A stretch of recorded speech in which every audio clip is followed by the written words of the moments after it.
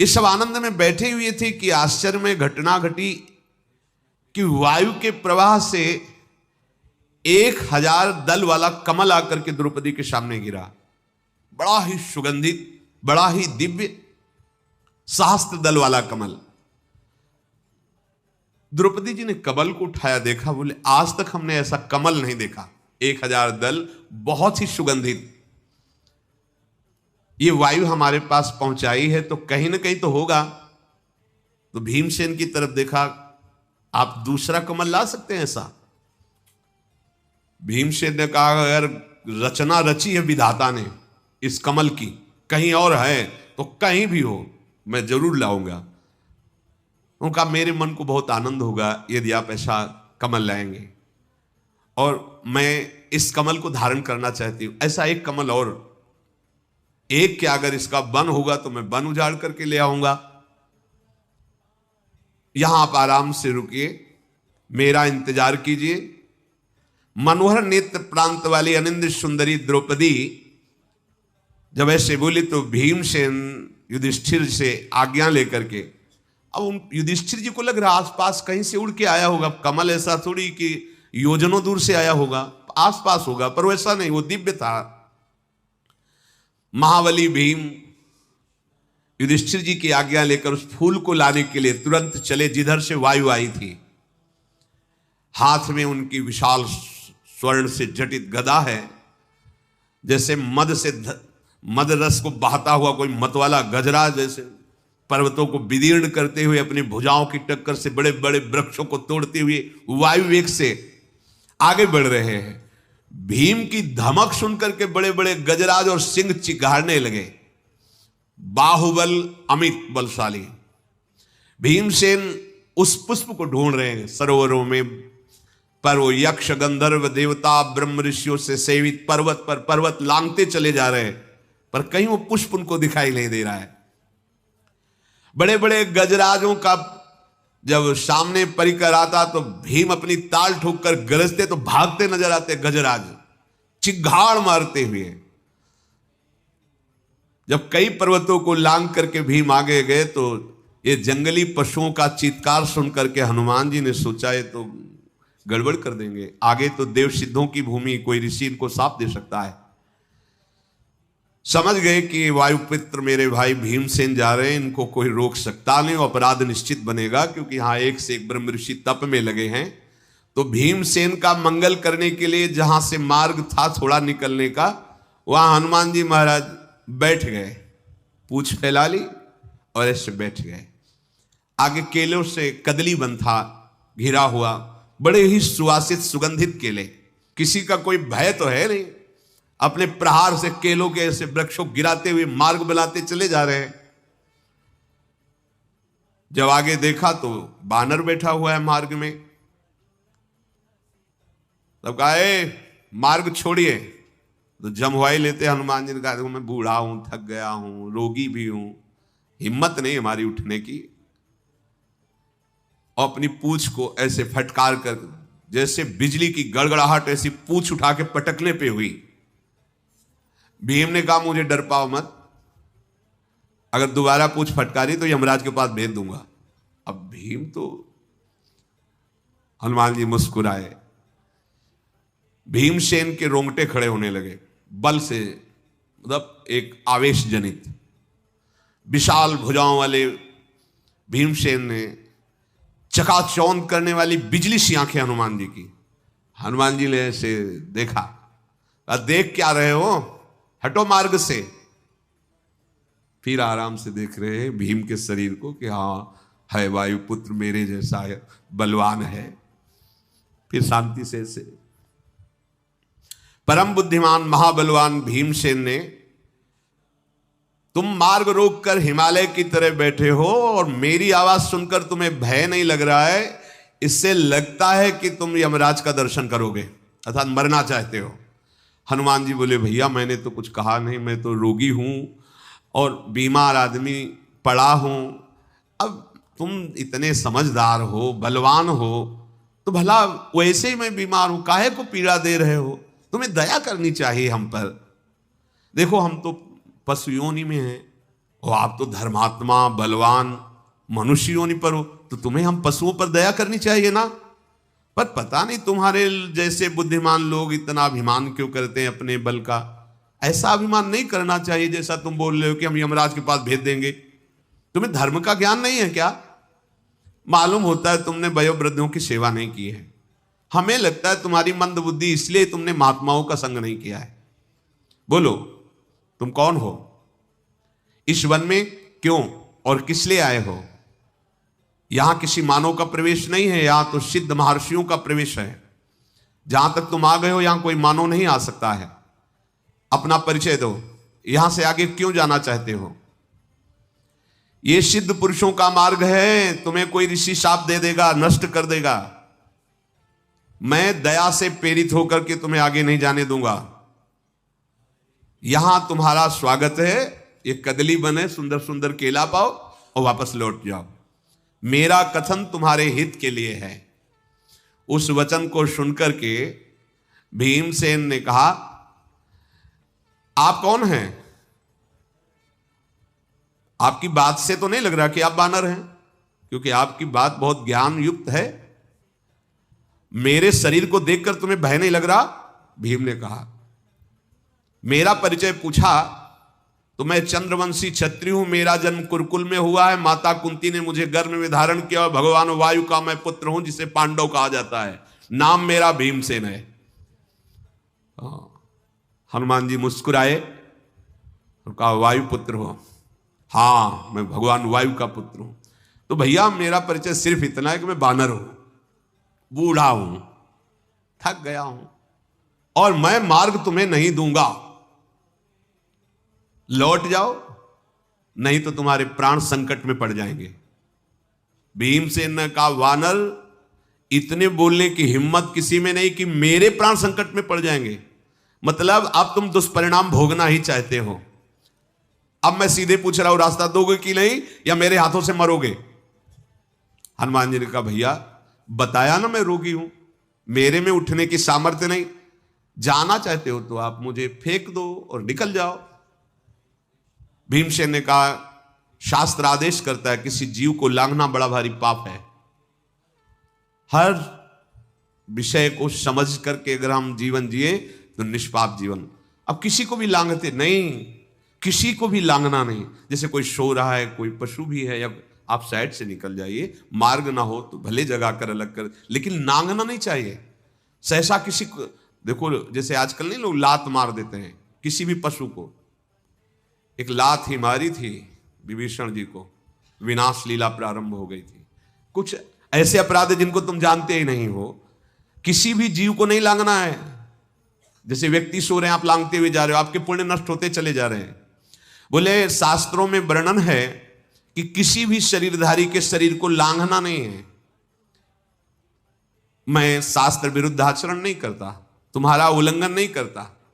शास्त्रों के द्वारा मुझे पता चला है भूत भावन भगवान सब में विराजमान है, इसलिए किसी की अवहेलना नहीं करनी चाहिए। अगर तुम मुझे ऐसा समझते हो तो मैं एक छलांग में पूरा पर्वत लांघ सकता हूं, तुम क्या चीज हो? भीम ने कहा।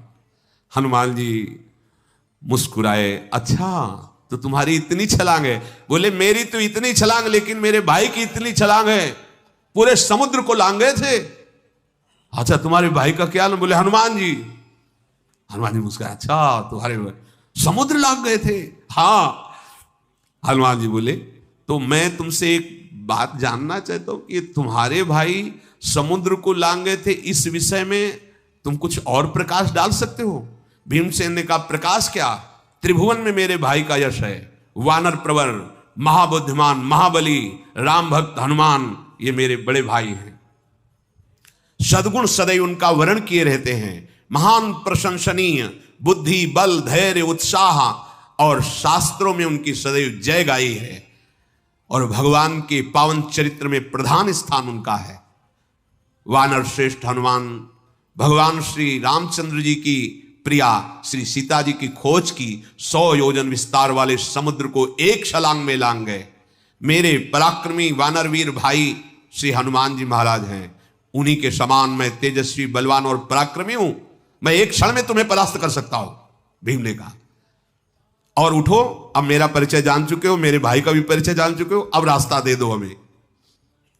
भीमसेन के इस प्रकार कहने पर हनुमान जी ने कहा उपहास करते हुए, अनघ, तो तुम इतने बड़े हनुमान जी के भाई हो और तुम भी बलवान हो, तब तो मेरे ऊपर कृपा ही करनी चाहिए। बूढ़ा कपि जान करके आप अपना मार्ग चयन करो, अगर इसी से जाना चाहते हो तो उठा दो, पूछ पकड़ के उठा के हटा के निकल जाओ। हनुमान जी के ऐसा कहने पर भीम ने कहा अब समझ में आ गया कि तुम्हें मरना ही है। भीम ने बहुत बलपूर्वक संकल्प करके पूंछ को पकड़ा बाएं हाथ से, हिली नहीं, तो दाहिना हाथ भी लगाया, फिर भौं टेढ़ी करके पूरा बल लगाया, पूंछ ही नहीं हिली। फिर खड़े हो गए, देखा ऐसा क्या, पर्वत को टक्कर मारे तो चूर हो जाए तो पूंछ नहीं उठा पा रहे। मुखमंडल में निराशा छा गई, सारे अंग पसीने से भीज गए। हनुमान जी मुस्कुरा, उठाओ उठाओ, मैं बूढ़ा हूं तो उठाओ। भीम ने फिर पूंछ उठाने की पूरी शक्ति लगाकर फिर लज्जा से सर झुका करके कहा, मैं अब समझ गया, मैं आपके चरणों में प्रणाम करता हूं। हे कपिप्रवर, मैंने जो अनजाने में आपसे कठोर बातें की, मुझे क्षमा कीजिए। या तो आप भगवान हैं और या कोई सिद्ध महापुरुष ये रूप धारण किए हुए बैठे हैं, बानर तो है नहीं। आप अपना परिचय दीजिए। महाबाहु, यदि आप योग्य समझते हो तो मुझे आप अपना परिचय दीजिए। मैं आपकी शरण में हूं, मैं बिल्कुल अपना अपराध स्वीकार करता हूं। आपसे असभ्य बर्ताव किया तो शिष्य जानकर क्षमा कीजिए और आप मुझे अपना परिचय बताने की कृपा करें। भीम के ऐसा कहने पर मुस्कुराए और कहा, परिचय जानना चाहते हो? केसरी के क्षेत्र में जगत के प्राण स्वरूप भगवान वायु देवता से प्रकट हुआ मैं हनुमान हूं। वानर यूथपति, पराक्रमियों का पराक्रमी, सूर्य नंदन सुग्रीव की रक्षा करने वाला मैं ही हनुमान हूं। भीम, जिसकी मैंने मित्रता स्वीकार की उसे कभी छोड़ा नहीं और उसकी विजय श्री करवा के छोड़ा है। अग्नि को साक्षी करके भगवान राम से मित्रता सुग्रीव की कराई और विरोध करने पर बाली का वध करवाया। महाबली प्राणाराध्य दशरथ नंदन भगवान श्री राम, भगवान श्री हरि ही हैं।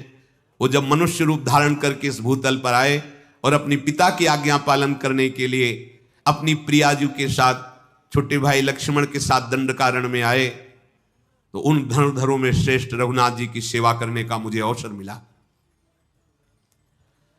दंडकारण्य में आकर जन स्थान में एक दिन दुरात्मा राक्षस रावण माया से स्वर्ण रत्न में विचित्र मृग का रूप धारण कराने वाले मारीच का वहां भेजना, प्रभु का उसका वध करना, सीता जी का अपहरण छल पूर्वक होना, सीता जी के अपहरण होने पर उनकी खोज में प्रभु को आगे बढ़ना, महात्मा सुग्रीव के साथ मित्रता करके किष्किंधा का राज्य प्रदान करना, पूरे रामचरित्र का संकेत में हनुमान जी ने वर्णन किया।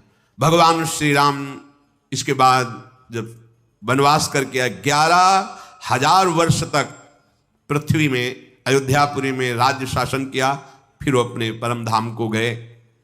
भीम, जहां तुम आए हो यहां केवल देवता और गंधर्व आकर मुझे रामचरित्र सुनाते हैं, यहां दूसरों का प्रवेश नहीं है। मैंने इसीलिए तुम्हें रोका कि अगम्य स्थान है, आगे कोई अपराध बन जाएगा तुमसे, इसलिए तुम अब इस मार्ग में आगे मत जाओ। हनुमान जी के ऐसा कहने पर भीम आनंद से नाचने लगे कि ओहो, मैं अपने बड़े भाई से ये सभ्य बर्ताव कर रहा था। हनुमान जी के चरण को पकड़ करके प्रणाम किया और मधुर वाणी में कहा, आज मेरे भाग्य उदय हो गए, आपके दर्शन हुए। हनुमान जी ने भीम को गले से लगा लिया। भगवान के परम महाभागवत भक्त भी हैं, भगवान के अवतार भी हैं, रुद्र भगवान के अवतार है श्री हनुमान जी महाराज। भीम ने जब ये जाना कि हमारे बड़े भ्राता वायुपुत्र महाबली हनुमान जी हैं, हृदय से लगा लिया। हनुमान जी को बार बार भीम स्पर्श करके प्रफुल्लित हो, महाभागवत है। हर समय हनुमान जी के रोमांच होता रहता है, अश्रु प्रवाह होता रहता है, और कोई न कोई गंधर्व, कोई न कोई ब्रह्म ऋषि भगवान का चरित्र सुनाता रहता है हनुमान जी को। ऐसे महाभागवत अद्वितीय है। प्रभु की सेवा प्रधान धर्म, रोम रोम में सिया राम जिनके बसे हुए हैं। यत्र यत्र रघुनाथ कीर्तनम तत्र तत्र कृतमस्त कांजिलम वाष्पवारि परिपूर्ण लोचनम। बड़ी अपार श्रद्धा है महाभागवत। जो हनुमान जी को किसी शक्ति विशेष का रूप देख करके फिर वो ये बात नहीं समझ पाता। महाभागवत प्रेम प्लावित हृदय, हर समय प्रभु के प्रेम में डूबे रहते हैं। इसलिए कदली वन में एकांत, कभी भगवान के चरित्र को सुन रहे हैं, कभी भगवान की नाम कीर्तन में, कभी रूप में, कभी उनके लीला गुणों में डूब करके अशुभ प्रवाह करते रहते हैं। भीम जी बार बार स्पर्श करे तो बहुत सुख मिल रहा है। महाभागवत के स्पर्श से परम सुख मिलता है। भीम जी की भी आंखों से अशुभ प्रवाह हो है, क्योंकि रंग चढ़ता है ना। बार बार हनुमान जी के चरणों में प्रणाम करते, फिर खड़े हो जाते, फिर दर्शन करते, फिर प्रणाम करते। आहा, आज मेरे समान कोई बड़भागी नहीं, भीम जी कह रहे, क्योंकि आज मुझे महाभागवत ज्येष्ठ भ्राता महाबली हनुमान जी का दर्शन हुआ। आपने मुझ पर बड़ी कृपा की, अपना जान करके आपने दर्शन दिया। अब एक प्रिय कार्य आपसे कराना चाहता हूं। मेरे हृदय में जब मैं आपकी चर्चा सुनता तो ये लगता कि मैं अपने भ्राता का वो रूप कब देखूंगा जो लंका में प्रकाशित किया। जिस रूप में जानकी जी के सामने, जानकी जी से कह रहे थे कि आप चिंता न करो, वाल्मीकि रामायण में, ये आपका दुख देख करके कहीं मेरा क्रोध ना उमड़ पड़े। मां, विनाश कर दूंगा इस लंका का यदि क्रोध आ गया, और मैं डर रहा हूं कि कहीं भगवान की आज्ञा का उल्लंघन ना हो जाए। तो जानकी जी ने कहा, यही रखवाले इतने बड़े बड़े हैं कि बेटा आप उनसे पार नहीं पा सकते हो। उन्होंने कहा, मां यदि अपने हृदय में सुख धारण करो तो ये पुत्र आपको। जानकी जी ने, हाँ, अति लघु रूप धरेऊ हनुमाना, पैठा नगर सुमिर भगवाना। एक डाल पे छोटे रूप में जैसे वानर रूप, ऐसे तो जानकी जी सो इतने विकराल भयानक दे, कनक भूधराकार शरीरा समर भयंकर, टांगों के नीचे लंका, वो भयानक रूप। और जब दहाड़ कर दे तो फट जाए आकाश, ऐसा अपार। जानकी जी ने कहा, छोटा करो, ले सब देख लेंगे, वो भयंकर रूप। मैं एक और प्रिय कार्य कराना चाहता हूं। मेरे हृदय में बहुत समय से है कि मैं अगर कभी अपने भ्राता से मिला तो मैं वो रूप देखना चाहता हूं। मकराले समुद्र को लांग करके लंका में प्रवेश करना, लंका को भस्म करना, मैं वो आपका विकराल रूप देखना चाहता हूं। मुझे बहुत सुख होगा। वैसे हमारी आप पर बड़ी श्रद्धा भी, और आप मेरे बड़े भ्राता भी हैं, तो दोनों से मैं अधिकारी होता हूं। जब श्रद्धा प्रबल हो तो गूढ़ तत्व महापुरुष जन नहीं दुरा सकते। तो मेरी श्रद्धा भी आप पर प्रबल है और मैं आपका भ्राता भी हूं। हनुमान जी हंस पड़े, कहा, भैया नहीं नहीं नहीं नहीं, उस रूप को तुम्हारे देखने की सामर्थ्य नहीं है। कोई भी त्रिभुवन में उस रूप को देखकर धैर्य धारण नहीं कर सकता। और फिर वो समय कुछ और था, अब समय कुछ और है, छोड़ो वो बात। देखो, युग धर्म का प्रभाव होता है। हनुमान जी महाराज ने कहा, वो त्रेता था, उस समय का प्रभाव कुछ अलग था। अब धीरे धीरे ये द्वापर का समापन होने जा रहा है, कलयुग आ रहा है, इसके प्रभाव से सब कुछ नष्ट हो जाएगा। अब वो मेरे में सामर्थ्य कहां कि मैं रूप दिखा सकूं। इसलिए तुम ऐसा, जैसे वो कह रहे थे मैं बूढ़ा हो गया हूं, कैसे उठूं, ऐसे ही छुपाना चाहते हैं कि काहे को भयभीत हो जाएंगे अभी देख के। पर्वत नदी वृक्ष सिद्ध देवता महर्षि, ये सभी युग धर्म का अनुसरण करते हैं। युग धर्म के अनुसार शरीर, बुद्धि, बल, साधना बल, इन सब में न्यून या अधिकता आती है, जैसा समय होता है उसके अनुसार। तुम मेरे उस रूप के देखने का आग्रह मत करो, क्योंकि मैं भी समय का ही अनुसरण करता हूं। अब वो समय नहीं रहा रूप दिखाने वाला। भीमसेन ने कहा, प्रभु आप ऐसा समय को क्यों इतना बलवान बता रहे हैं, आप तो सर्व सामर्थ्यशाली हैं।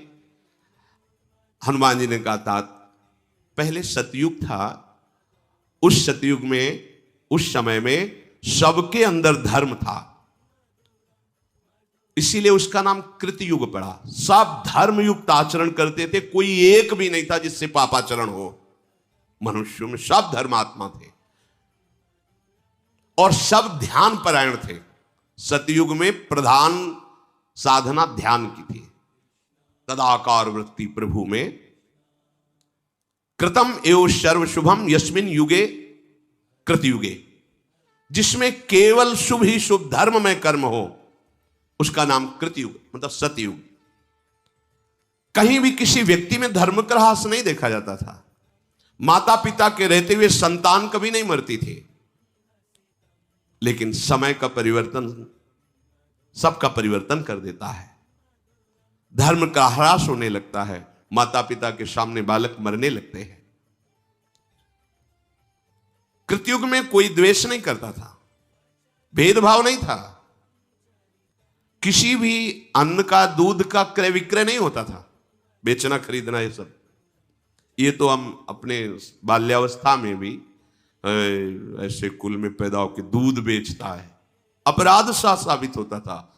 गाय का जिससे दूध आदि, ये तो व्यवहार में बंटता था। 8-10 जैसे गाय है तो आसपास के 2-4 लोग दूध ले जाना, मठा ले जाना, ये ऐसे व्यवहार में, बेचने का नाम नहीं। दूध घी बेचना मतलब एक तरह से न्यून माना जाता था, ये ठीक नहीं है, वो अपने धर्म से नहीं चलता, दूध बेचता है, ऐसा माना जाता था।